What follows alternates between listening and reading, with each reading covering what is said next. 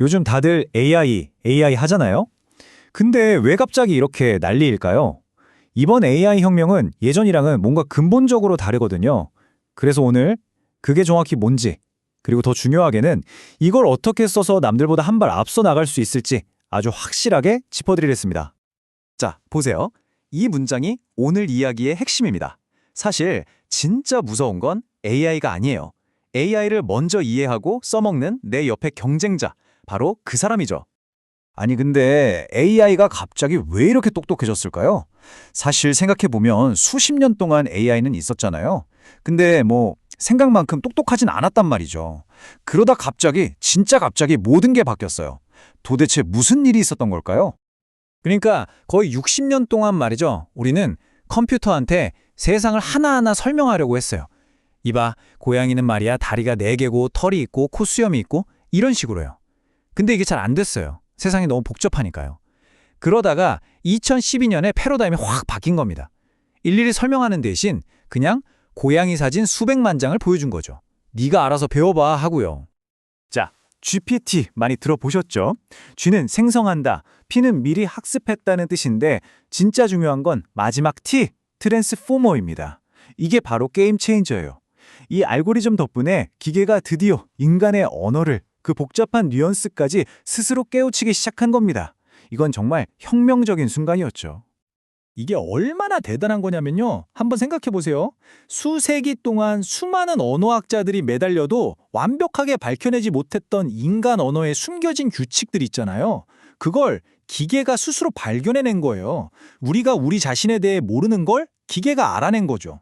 좀 소름 돋지 않나요? 네, 바로 이 세 가지 도약 때문에 우리가 요즘 느끼는 AI가 예전과는 완전히 다른 차원의 존재가 된 겁니다.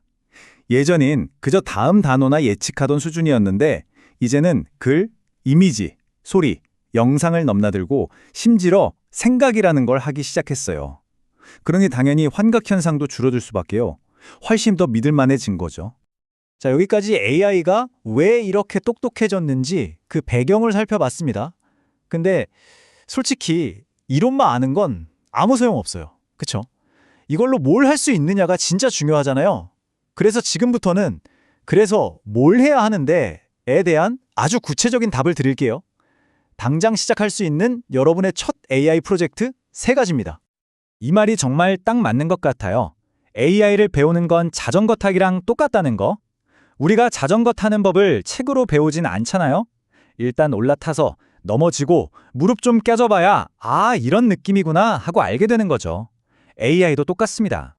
자, 그럼 뭘 해봐야 할까요? 딱 3가지만 제안해 드릴게요. 첫째, 그냥 검색만 하지 말고 AI 에이전트한테 보고서 하나 뚝딱 만들어 달라고 시켜보세요.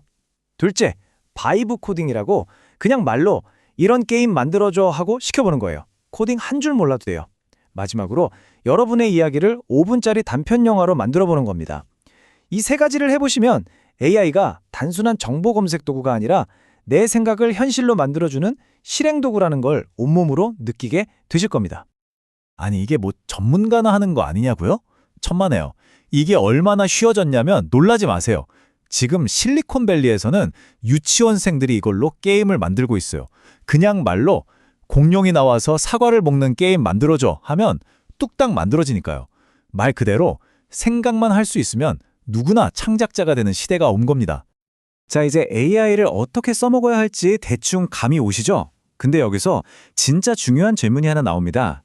이렇게 강력한 도구가 나왔는데 그럼 우리 인간은 뭐가 중요해질까요? AI가 다 해주면 우린 그냥 놀면 되는 걸까요? 아니요. 오히려 이럴 때일수록 딱 한 가지, 인간의 능력이 그 어느 때보다 중요해집니다. 자, 이 강력한 AI 시대에 가장 중요한 인간의 능력은 과연 무엇일까요? 생각해 보셨나요? 그 답은 의외로 간단합니다. 바로 판단력입니다.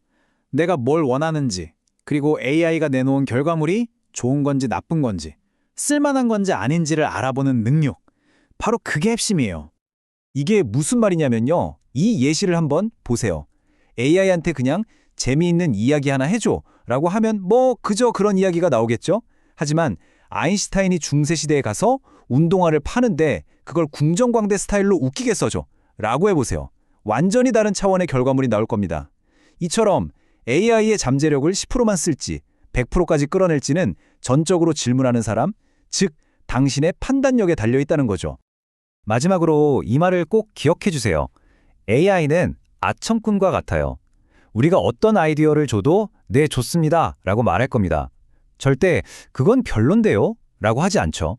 그렇기 때문에 쓰레기 같은 아이디어를 주면 쓰레기 같은 결과물을 내놓고 위대한 비전을 주면 위대한 결과물을 만들어냅니다.